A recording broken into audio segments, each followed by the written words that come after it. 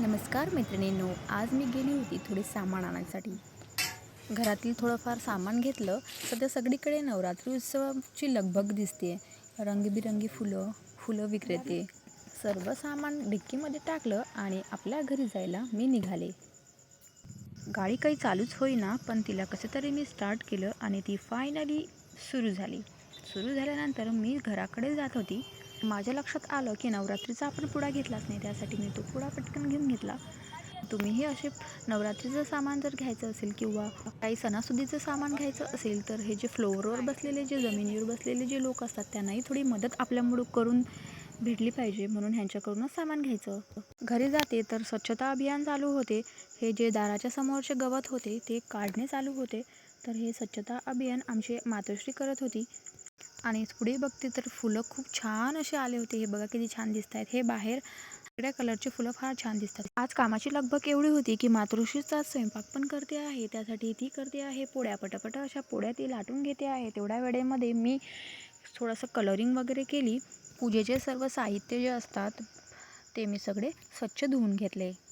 स्वयंपाक करता करता तुमच्याशी बोलायचं म्हणजे तर वर्क फ्रॉम होमबद्दल थोडंसं बोलते. तर वर्क फ्रॉम होमसाठी तुम्हाला जिद्द असेल काहीतरी नवीन करण्याची आणि तुम्ही घर बसल्या काहीतरी काम तुम्हाला करायचं आहे, मुलं बाळं सांभाळून, किंवा तुम्ही नवीन लग्न केलं आहे आणि तुम्हाला लगेच कुठेतरी जाता येत नाही बाहेर, त्यासाठी सुद्धा तुम्ही वर्क फ्रॉम होम करू शकता. मला एक गोष्ट इथे ऑर्डर करायची होती, ती म्हणजे हेअरसाठी. तर मी ती इथे ऑर्डर करून घेतली आहे. ह्या आमच्या मॅडम आहेत, त्यांच्याकडून मी ती ऑर्डर करून घेतली आहे. मी हा बिझनेस करते. तुम्हालाही हा बिझनेस करायचा असेल तर मला नक्की कमेंट करा. हे बघा माझे केस. मी माझ्या केसांसाठी एक शॅम्पू बोलवला आहे आणि एक जेल बोलवला आहे. तुम्हालाही या प्रोडक्टबद्दल माहिती हवी असेल, तुम्हाला वर्क फ्रॉम होम पण करायचं असेल किंवा प्रोडक्ट तुम्हाला सेल करायचे असतील, तर अशा सर्व गोष्टींसाठी तुम्हाला स्टेप बाय स्टेप माहिती देण्यात येईल आणि तुम्हीसुद्धा हा बिझनेस घरबसल्या करू शकता. पाणी एवढं झालं त्यामुळे शेपू, पालक, आंबटचुका ह्या गोष्टी सगळ्या पाण्याच्या खाली गेल्या. हे तर खूप छोटं बाग आहे, त्यामुळे नुकसानाचं काही वाटत नाही. पण ज्या शेतांमध्ये एवढे मोठे मोठे नुकसान होत असतील, त्यांचं बिचाऱ्यांचं कसं होईल, कसं होत असेल याचंच वाईट वाटते.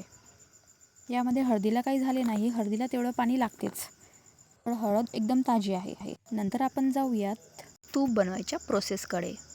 आज मी घरच्या घरी तूप बनवलं. सर्वप्रथम दुधाची साय मी गोळा करून ती मी मिक्सरमध्ये छान फेटून घेतली. त्यामुळे त्यातून लोणी निघालं. हे बघा लोणी किती छान निघालं आहे, असं घट्टसं. आता हे आपण स्वच्छ पाण्याने 2 वेळा धुवून घेऊयात. थंड पाणी घेऊयात आणि ते टाकूयात एका पातेल्यामध्ये. असं थंड पाणी टाकल्यानंतर तो जो मिक्सरच्या भांड्यामधला गोळा असा काढून घ्यायचा आहे आणि तो स्वच्छ या थंड्या पाण्यामध्ये वॉश करून घ्यायचा, म्हणजे तो धुवून घ्यायचा आहे. याच्यासाठी की त्यामधला जो आंबटपणा असतो तो निघून जातो, नाहीतर मग तुपाला हे सुद्धा आंबटपणा येण्याची शक्यता असते. लोणी घेतलं आहे मी थंड पाण्यामध्ये काढून आणि संपूर्ण लोणी असं काढून घ्यायचं. आपलं बघा ताक पण असं रेडी आहे. हे घरचं ताक आहे, एकदम फ्रेश आहे. त्यानंतर जास्त आंबट नाही. पिऊ पण शकता किंवा त्याची कढी करा, ताक करा, मसाला ताक करा, मठ्ठा बिठ्ठा करायचा असेल तर तो करा. तर त्या ताकाचा घरच्या खूप छान लागतो. आपल्या इथे लोणीसुद्धा तयार आहे. तर आणि हे जे खालचं पाणी आहे ना, हे वॉश केलेलं हे आपण काढून घेऊयात. ताकाचं प्रमाण जर वाढवायचं असेल तर त्या मिक्सरच्या भांड्यामध्ये ते पाणी टाकून द्यायचं. तर हा गोळा आता आपल्याला मंद आचेवरती असं गॅस सुरू करायचा आहे आणि मंद आचेवरती हे भांडं द्यायचं आहे ठेवून. हळूहळू लोण्याचा रंग बदलू लागला की मी तुम्हाला दाखवते. पर्यंत आपण बाकीचं बघू.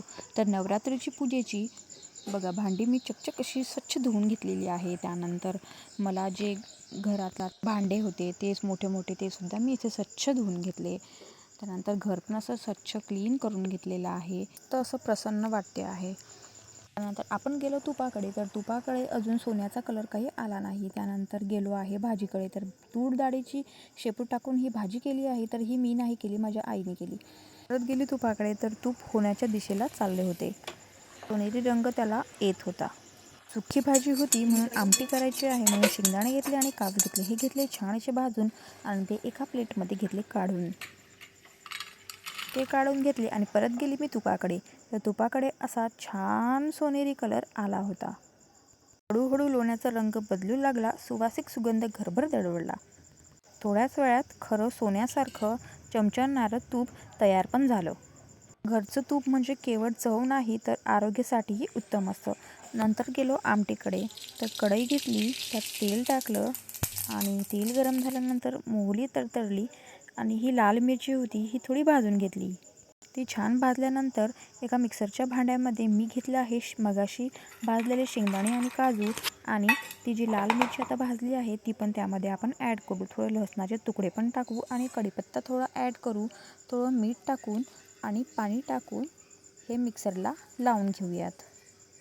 टोमॅटो तुम्हाला आवडत असेल तर टाका, नाहीतर नका टाकू.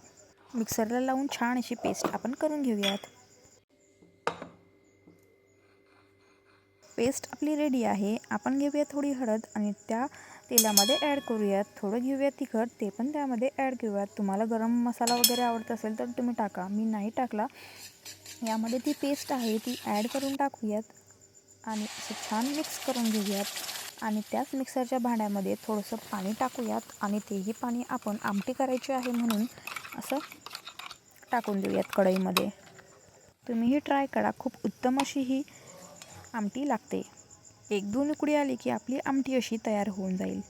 ताजं ताजं तूप आपण जे केलं आहे ते आपण नवरात्रीच्या पूजेसाठी केलं आहे किंवा नवरात्रीमध्ये दिवाबत्ती करायसाठी केलेलं आहे. तर हे घेऊयात आपण या पद्धतीने गाळून घेतल्यानंतर आपल्याला फुलवातीसाठी हे तूप वापरायचं आहे. पूजेचं किंवा देवाचं असल्यामुळे हे वेगळ्या भांड्यामध्ये ठेवलं आहे. तर आपलं एवढं तूप झालं आहे तयार, जे आपल्याला 9 दिवस लागणार आहे फुलवातीसाठी. आणि फुलवातीसुद्धा छान अशा करून घेतल्या आहेत. 9 दिवस पुरतील अशा फुलवाती करून घेतलेल्या आहेत. हे बघा, ह्या सर्व घरच्या तुपाच्या आहेत. आपण घरी बनवलेल्या तुपापासूनच ह्या फुलवातीसुद्धा बनवल्या आहेत. आपण जे तूप बनवले होते, तूप बनवल्यानंतर खाली जी राहिलेली ही जी असते त्याला बेरी म्हणतो आम्ही मराठीमध्ये. व्यवस्था हिच्यासाठी आहे. ही आमची घरची पिंकीला लागतं ती बेरी. आमटीला आलेली आहे इकडे उकळी आणि ती पण तयार आहे. आपल्या गावाकडे अशी प्रथा आहे की अमावस्येच्या काही बायका घरोघरी येतात. त्या देवीदेवतांचं आठवण करू मंगलगीत गातात आणि आशीर्वाद देतात. आजही अशा परंपरा संस्कृती जुळून ठेवणाऱ्या काही बायका घरी आल्या, ती दक्षिणा दिली, आपल्याला देता येईल अशी आपण गोष्ट त्यांना देऊ शकतो. असं करताना जाणवतं की जुन्या परंपरा संस्कृती ही आजही जुळून ठेवतात. अमावस्येच्या दिवशी हा मंगल सोहळा मानला जातो. मग काय, जेवणाची वेळ झाली म्हणून ताट घेतलं आणि त्यात तूर आणि शेपूची भाजी घेतली, थोडी आमटी घेतली आणि आपल्याच दारातला हा जो कांदा होता हा घेतला. 2 अशा लसणाच्या पाकळ्या घेतल्या. लसण खाणे चांगले असते. लसणाने रक्ताचा प्रवाह हा पातळ होतो. निसर्गाच्या सानिध्यामध्ये आपण घेतो आहे जेवणाचा आस्वाद. तुम्हाला माझे ब्लॉग कसे वाटतात मला नक्की सांगा. Thank you so much.